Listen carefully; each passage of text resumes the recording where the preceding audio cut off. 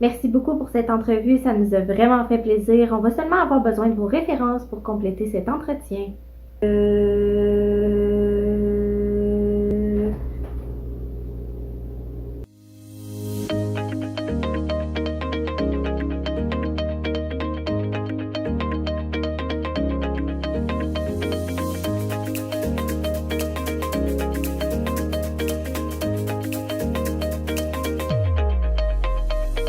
Salut, moi c'est Daphné, je suis agente aux communications à la Jonction.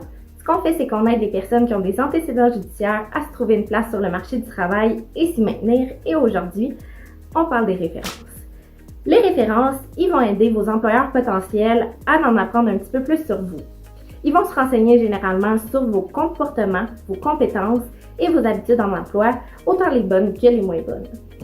Ça va souvent confirmer leur choix de vous embaucher ou non selon les commentaires des gens qui ont interrogé.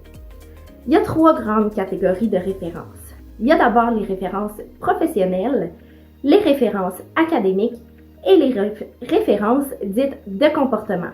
On va voir ensemble tout de suite c'est quoi qu'il y a dans chaque catégorie de références. Les références professionnelles, c'est vraiment celles qu'il faut privilégier parce que c'est celles que l'employeur va préférer. En fait, c'est celle qui va lui en apprendre le plus sur vos comportements en situation de travail et vos habitudes en emploi.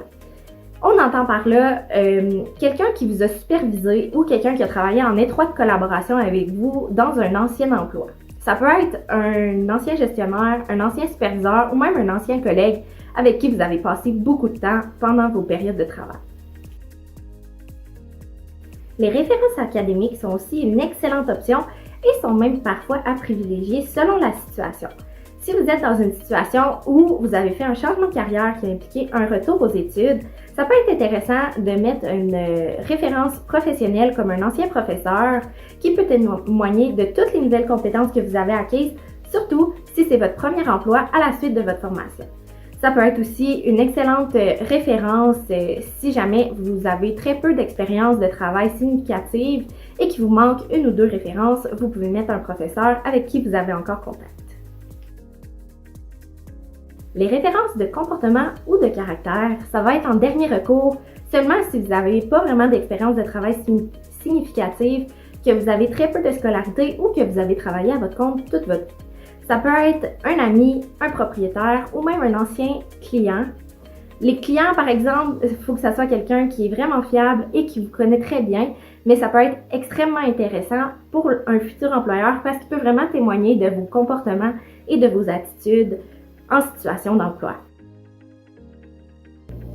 Ce qu'on vous suggère, c'est de vous faire une liste avec environ 3 références dessus que vous allez pouvoir amener directement lors de votre entrevue d'embauche et remettre à votre futur employeur lorsqu'il va vous poser la question des références.